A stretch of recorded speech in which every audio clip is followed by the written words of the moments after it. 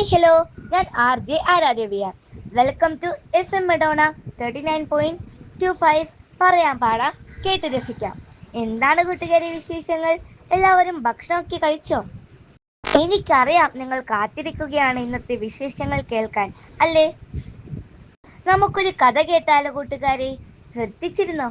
ഇതാ കഥയുമായി RSCയിലെ അന്ന Maria Thomas. പ്രിയപ്പെട്ട കൂട്ടുകാരെ, എല്ലാവർക്കും നമസ്കാരം. എല്ലാവർക്കും സുഖമാണോ? ഞാൻ ഇന്ന് നിങ്ങളോട് ഒരു കഥ പറയാം. ഒരു ഗുരുവിൻ്റെയും ശിഷ്യൻ്റെയും കഥ. നിങ്ങൾ എങ്ങനെയുള്ളവരാണ്? നിങ്ങൾ എല്ലാ കാര്യങ്ങളും കൃത്യനിഷ്ഠതയോടെ ചെയ്യുന്നവരാണോ? അതോ മടിയുള്ളവരാണോ? ഇന്ന് വേണ്ട നാളെ ആകട്ടെ എന്ന് ചിന്തിക്കുന്നവരാണോ? എന്നാൽ നമ്മുടെ കണ്ണു തുറപ്പിക്കുന്ന ഈ കഥയൊന്ന് കേട്ടു നോക്കൂ. ഒരു ശിഷ്യൻ തൻ്റെ ഗുരുവിനോടൊപ്പം ഗുരുകുലത്തിൽ കഴിയുകയാണ്. ഈ ശിഷ്യൻ ഭയങ്കര മടിയനാണ്. എന്ത് കാര്യവും പിന്നെ ചെയ്യാമെന്ന് പറഞ്ഞ് മാറ്റിവെക്കും. അതുകൊണ്ട് തന്നെ ഈ ശിഷ്യൻ മറ്റുള്ള വിദ്യാർത്ഥികളെക്കാൾ വളരെ പിന്നിലാണ്. ഇതെല്ലാം കണ്ട് ഗുരു വളരെയധികം ആശങ്കയിലാണ്. അദ്ദേഹം ഈ ശിഷ്യന്റെ മടി മാറ്റാൻ ഒരു ഉപായം കണ്ടെത്തി. ഗുരു ഈ ശിഷ്യന്റെ അടുത്ത് പോയി ഒരു കറുത്ത കല്ല് കൊടുത്തു. എന്നിട്ട് പറഞ്ഞു, ഇത് സാധാരണ കല്ലല്ല, ഒരു മാന്ത്രിക കല്ലാണ്. ഏതെങ്കിലും ഇരുമ്പിൽ വെച്ചുരച്ചാൽ ഇരുമ്പ് സ്വർണമായി മാറും. ഇത് വെച്ച് നിനക്ക് എത്ര സ്വർണം വേണമെങ്കിലും ഉണ്ടാക്കാം. ഞാൻ ഒരു സ്ഥലം വരെ പോവുകയാണ്, അതുവരെ നീ ഇത് സൂക്ഷിക്കണം.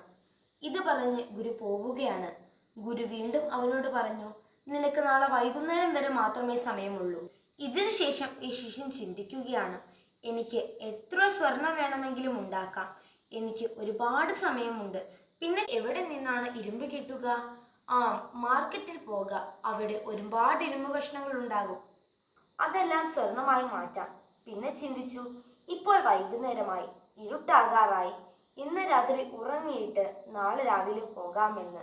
മടിയനായ ശിഷ്യൻ ഭക്ഷണം കഴിച്ച് നാളെ പണക്കാരനാവുന്നത് സ്വപ്നം കണ്ടു കിടന്നു. പിറ്റേ ദിവസം നേരം പുലർന്നു. അപ്പോൾ പ്രഭാത ഭക്ഷണം കഴിച്ചിട്ട് പോകാമെന്നായി.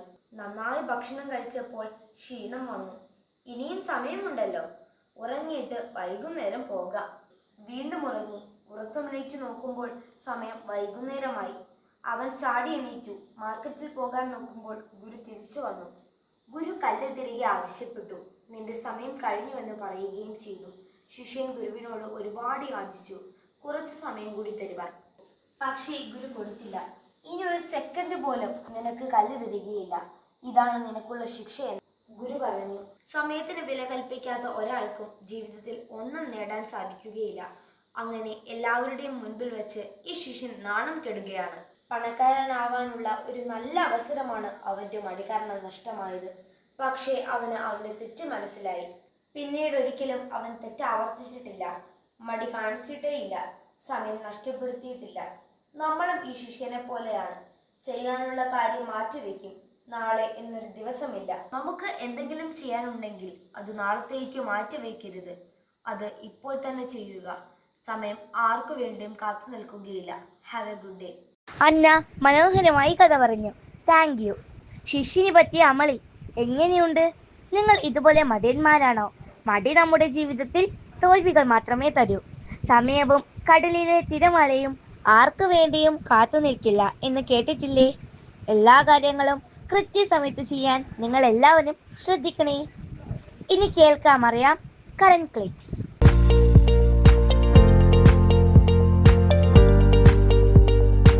കടൽ നിരപ്പ് ഉയരുന്നത് മൂലം മുങ്ങിക്കൊണ്ടിരിക്കുന്ന പസഫിക് സമുദ്രത്തിലെ ദ്വീപ് രാഷ്ട്രം തുവാലു. വേൾഡ് റാങ്കിംഗ് ലോക പുരുഷ ജാവലിംഗ് ത്രോയിൽ നീരജ് ചോപ്രയ്ക്ക് 1ാം സ്ഥാനം. കറന്റ് ക്ലിക്സ് എല്ലാവരും ശ്രദ്ധിച്ചല്ലോ. നമ്മുടെ സമയം ഇവിടെ കഴിയുകയാണ്. നാളെ ഇതേ സമയത്ത് FM മെഡോണ 39.25 നിങ്ങളുടെ കാതരം ഉണ്ടാകും. This is RJ Aradhya signing off. നിങ്ങൾ കേട്ടുകൊണ്ടിരിക്കുന്നത് FM മെഡോണ 39.25. പറയാം പാടാം, കേട്ടു രസിക്കാം.